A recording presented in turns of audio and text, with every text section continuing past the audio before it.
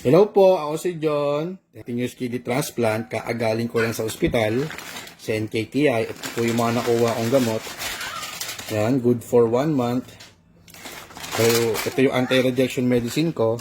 Cell set. Nakakuha ko ng 120 pieces. Saan yun? 120 pieces na cell set. Ayan. So, good for 1 month yan. Then, first time nakakuha ko ng high pay sa NKTI. High pay sa NKTI. Yan. 120 pieces din to. Normally kasi ang binibili ko sa Mercury is yung 20 milligrams. Eh, since walang available sa NKTI na 20 milligrams, asa na yan? So, buti na lang pinagbigyan ako na 5 milligrams lang. Pero apat-apat ang inumin ko nito sa isang araw. Apat na piraso. Yan. Siyempre, meron din tayong Neo Black. Yan. 2 times a day ako ng Neo Black. So, ang nakuha ko, good for 1 month din. 60 pieces. Yan. Tapos, nakakuha din ako sa AXIS. Ito, ayan. Nagpasa lang ako. So, gamot ang binibigay nila. Nakakuha ko ng Neoral. At least, good for 6 days na lang din. Nakamenos tayo ng 6 days na gastos. Ayun yung mga nakuha ko. Ito, lahat ng to. Yan, palagi kong sinasabi, kailangan nyo lang magtiyaga kung gusto nyo makakuha ng libreng gamot. Kailangan nyong mag-research, makipag-usap, makipag-chismisan hanggat maaari sa mga kilala nyong mga kidney transplant or mga dialysis patients.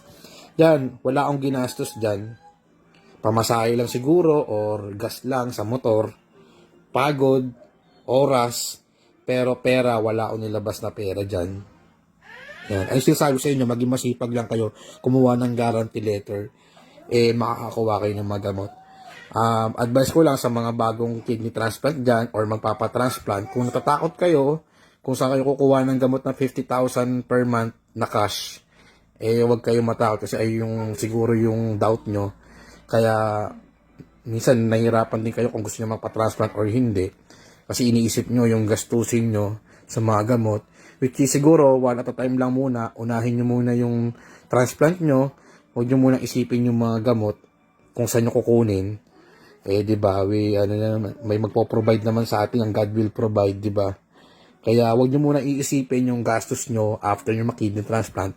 Ang isipin nyo muna yung transplant nyo. Then, tsaka nyo na isipin yung gamot nyo. Maraming mga government institution dyan na magbibigay sa inyo ng mga guarantee letter. Kaya, ayun lang yung ma-advise ko sa inyo na gumawa talaga kayo ng paraan para magkaroon kayo ng guarantee letter. And sa mga kidney transplant, sa mga dialysis patients na gusto magpa-transplant, huwag kayo matakot kung sa kukuha ng gamot. Maraming gobyerno dyan na tutulong sa inyo. Isa-isa lang. Diba? Ngayon lang, ingat kayo palagi. And yung mga ibang gamot dito, bibilin ko na lang sa Mercury. Yung mga wala dito, like mga rosuvastatin, yan, ay nalang bibilin ko. At least naka-mens ulit. Ako po si John, 13 Kidney Transplant. Ingat kayo palagi.